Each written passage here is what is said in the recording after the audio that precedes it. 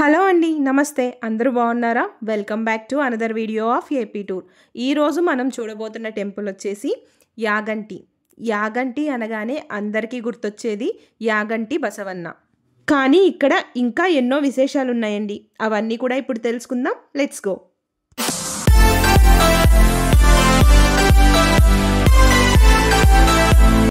అలంపూర్ నుండి యాగంటికి 130 kilometres distance అండి.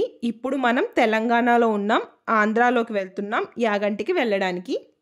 Route అయితే కొన్ని దగ్గరలో బాగుంది, కొన్ని దగ్గరలో బాగాలేదండి. ఇప్పుడిప్పుడే రోడ్ కన్స్ట్రక్షన్ చేస్తున్నారు. మనం కడప, కర్నూలు ఆ రూట్లో యాగంటికి అయితే వెళ్తాము. సో మేము విఐపీస్ అని చెప్పేసి మా ముందు పోలీస్ ఎస్కార్ట్ వెళ్తామని చూసారా, మా కోసమే పోలీస్ ముందు వెళ్తా ఉన్నారు. వెనక మేము స్టైల్గా విఐపీ లాగా పోతా ఉన్నాం అనమాట.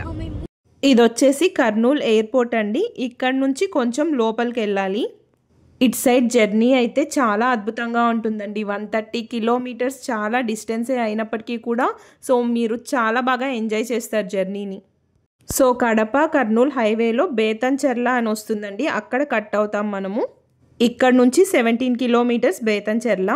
కొండని కట్ చేసి రోడ్ వేసారండి. ఈ కొండ చూసారా, బంగారంలా మెరుస్తూ ఉంది, గోల్డ్ మైన్ లాగా. ఈ రూట్లో ఒక స్కూల్ చూసానండి, ఊటీ కొడైకెనాల్ అక్కడ ఉంటాయి ఇలాంటి స్కూల్స్. అది గవర్నమెంట్ స్కూల్ అంట, చాలా బాగుంది కదా. బేతంచెర్ల ఈ పేరు ఎక్కడో విన్నాను, ఇది ఫేమస్ ఫర్ సంథింగ్ అని ఆలోచిస్తూ వస్తూ ఉన్నాను. సో కొంచెం ముందుకెళ్తే మాకు అర్థమైంది, రోడ్డుకి రెండు పక్కల ఈ విధంగా నాపరాళ్ళు అయితే పడేస్తున్నారు. సో ఫుల్గా ఉన్నాయన్నమాట. ఈ నాపరాళ్ళు ఇక్కడే మ్యానుఫ్యాక్చర్ చేస్తారంట. అండ్ ఈ రూట్లోనే మీకు ఒక ఘాట్ రోడ్ వస్తుందండి. అసలు ఎంత అడ్వెంచరస్గా ఉంటుందంటే అమేజింగ్ అసలు. తిరుమల వెళ్ళేటప్పుడు కూడా అన్ని టర్నింగ్స్ ఉండవండి, ఫుల్ టర్నింగ్స్తో ఒక అడ్వెంచర్ చేసినట్లు ఉంటుంది ఈ ఘాట్ రోడ్లో వెళ్ళడం.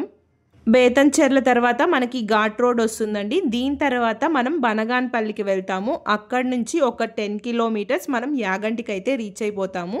ఆన్ ద వేలో ఈ బ్యూటిఫుల్ సాయిబాబా విగ్రహం చూసాము, చాలా బాగా అనిపించింది. అలాగే అరుంధతి కోట కూడా చూసామండి. సో బోర్డులో కూడా అరుంధతి కోటనే మెన్షన్ చేస్తున్నారు. ఆ కోట దగ్గర కూడా వెళ్ళి చూడొచ్చండి. ఫైనల్లీ యాగంటి క్షేత్రానికి అయితే రీచ్ అయిపోయాము ఆఫ్టర్ ఏ లాంగ్ జర్నీ. స్టార్టింగ్లో మనకి పంచాయతీ వాళ్ళు 60 రూపీస్ అమౌంట్ కలెక్ట్ చేసుకుంటారు వెహికల్కి. నెక్స్ట్ మనం టెంపుల్ దగ్గరికి అయితే వెళ్ళిపోతాము. మీరు ఇక్కడ స్టే చేయాలనుకుంటే మీకు రూమ్స్ అవన్నీ కూడా అవైలబుల్గా ఉంటాయండి. అలాగే అన్నదాన సత్రాలన్నీ కూడా ఉంటాయి, ప్రాబ్లం ఏముండదన్నమాట. ఈ యాగంటి పుణ్యక్షేత్రం యొక్క గొప్పతనం గురించి మొత్తం ఇప్పుడు మీకు నేను చెప్తాను. అగస్త్య మహాముని తపస్సు చేసి ఆ పార్వతీ పరమేశ్వరుల్ని స్వయంగా ఇక్కడే కొలువై ఉండేలా చేసిన గొప్ప పుణ్యస్థలం ఇది. సో ఇప్పుడు మనం కోనేరుకి వెళ్తున్నామండి. యాగంటి క్షేత్రంలో ఉన్న కోనేరు చూడడానికి అయితే వెళ్తున్నాము. ఇక్కడికి వచ్చిన భక్తులు ఈ కోనేరులో ముందుగా స్నానం చేసి తర్వాత స్వామివారి దర్శనానికి వెళ్తారండి. ఆ మెట్లు చూస్తే మమ్మీ నువ్వు ఆ మెట్లు చూసావంటే భయపడిపోతావు. ఈ టెంపుల్లో 2 కోనేర్లు ఉన్నాయండి. ఒకటి టెంపుల్ లోపల ఉంటుంది, ఇంకొకటి టెంపుల్ బయట ఉంటుంది. ఇప్పుడు మీరు చూస్తుంది టెంపుల్ బయట ఉండే కోనేరు అనమాట. టెంపుల్ లోపల ఉన్న కోనేరులో నుంచి వాటర్ ఫ్లో అవుతూ వచ్చి ఇక్కడ నంది ఉంటుందండి. ఆ నంది నోట్లో నుండి మళ్ళీ ఈ కోనేరులోకి వస్తాయి. ఇక్కడ ఎండాకాలం వానాకాలం అని తేడా లేకుండా 365 రోజులు కూడా కోనేరులో వాటర్ ఇలాగే ఉంటాయి. ఈ కోనేరులోకి వచ్చే నీరు కొండల్లో నుంచి వస్తాయండి. అవి ఎక్కడి నుంచి మొదలయ్యాయి అనేది ఎవరికీ తెలియదంట.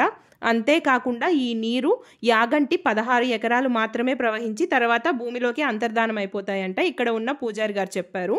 ఈ కోనేరు చాలా పెద్దదండి, చాలా బాగుంటుంది. నీళ్లు కూడా అందరూ దిగడానికి వీలుగానే ఉంటాయి, చాలా బాగుంటుంది అన్నమాట.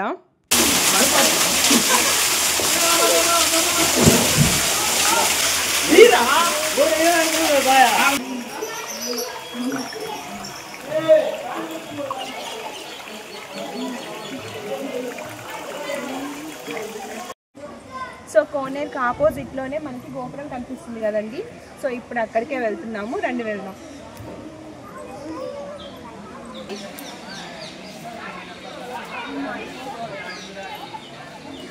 సో రండి వెళ్దాం, ఇంకా చాలా మెట్లు ఎక్కాల్సింది. నిన్నేమంతపో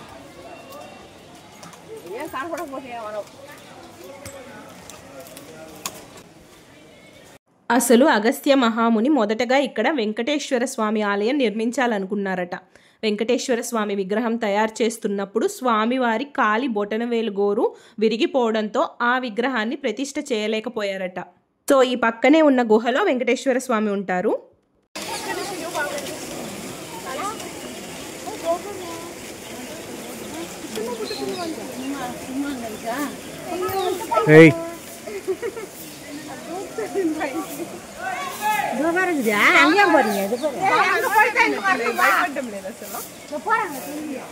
ఇక్కడ స్టెప్స్ కనిపిస్తున్నాయి కదండి, ఆ గుహలోనే మనం వెంకటేశ్వర స్వామిని అయితే దర్శనం చేసుకోవచ్చు.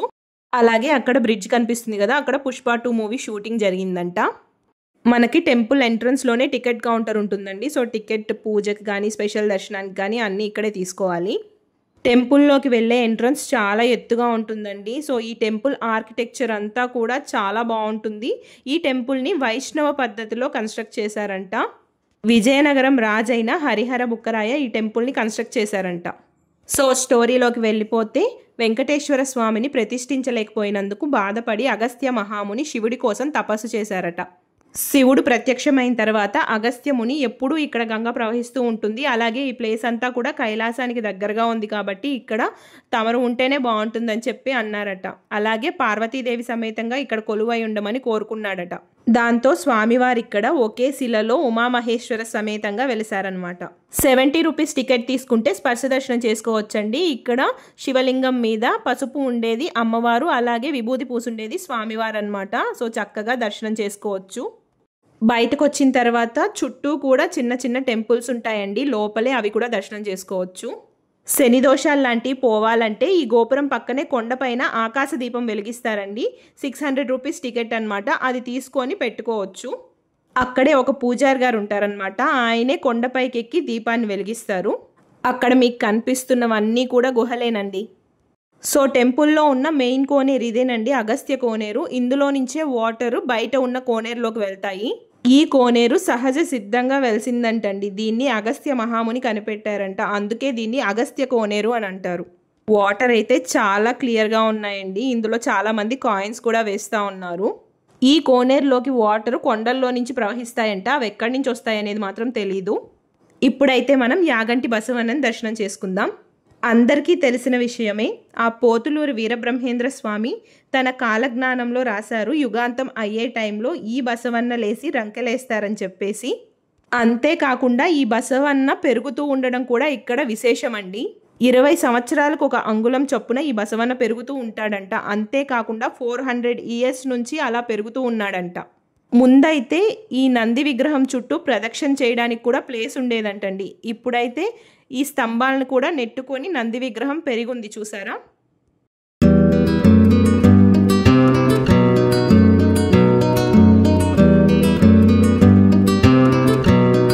ఎంట్రన్స్లోనే పక్కనే లడ్డు ప్రసాదం కౌంటర్ ఉంటుందండి. ఇక్కడ కోతులు అయితే చాలా ఎక్కువగా ఉంటాయి. చేతిలో ఏం పట్టుకొచ్చినా సరే వాటికి ఇచ్చేయాల్సిందే. భలే క్యూట్గా ఉంది కదా ఇది. చూసారా, ఆ లోపల టెంపుల్లో ఉన్న కోనేరులో నుంచి వాటర్ ఇలా ఫ్లో అవుతూ వెళ్ళి బయట ఉన్న కోనేరులో కలిసిపోతాయి. ఈరోజు అలంపూర్ అలాగే యాగంటి 2 ప్లేసెస్ కూడా ఎక్స్ప్లోర్ చేయడం వల్ల మాకైతే అస్సలు ఓపిక లేదండి. సో స్టెప్స్ అయితే చూసారా ఎన్ని ఉన్నాయో వెంకటేశ్వర స్వామి గుహకి వెళ్ళడానికి. ఇంత దూరం వచ్చి వెళ్ళకపోతే మళ్ళీ కష్టం కదా. సో ఎలాగో ఓపిక తెచ్చుకొని వెళ్ళాము. సో ఈ బ్రిడ్జ్ మీదే పుష్ప 2 షూటింగ్ అయితే జరిగిందంట. స్టార్టింగ్లో మూవీలో సీన్ వస్తుంది కదా, వెంకటేశ్వర స్వామికి కిరీటం తీసుకెళ్తున్నట్టు, అది ఇక్కడేనంట జరిగింది. మోకాళ్ళ పర్వతం గుర్తొచ్చిందండి ఈ స్టెప్స్ చూస్తే.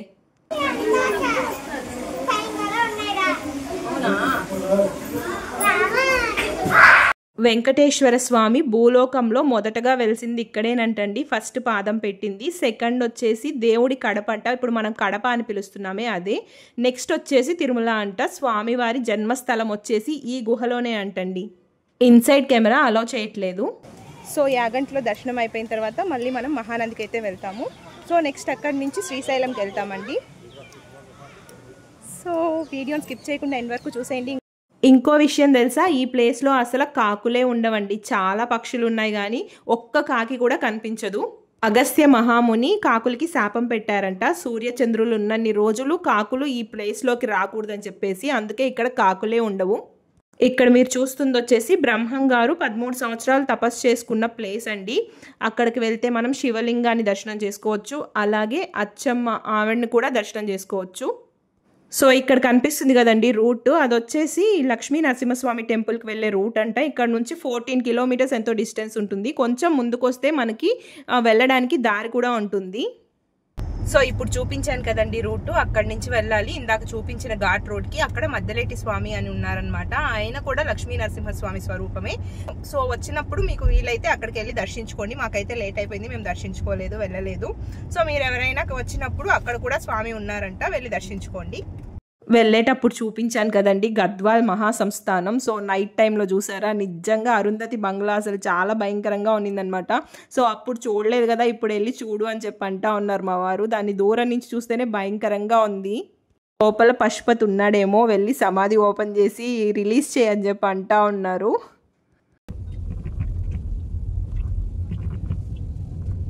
యాగంటి నుంచి మహానందికి వెళ్ళే రూట్ అయితే అస్సలు బాగాలేదండి. ఇక్కడ చూస్తున్నారు కదా, మొత్తం రూట్ అంతా కూడా ఇలాగే ఉంటుంది.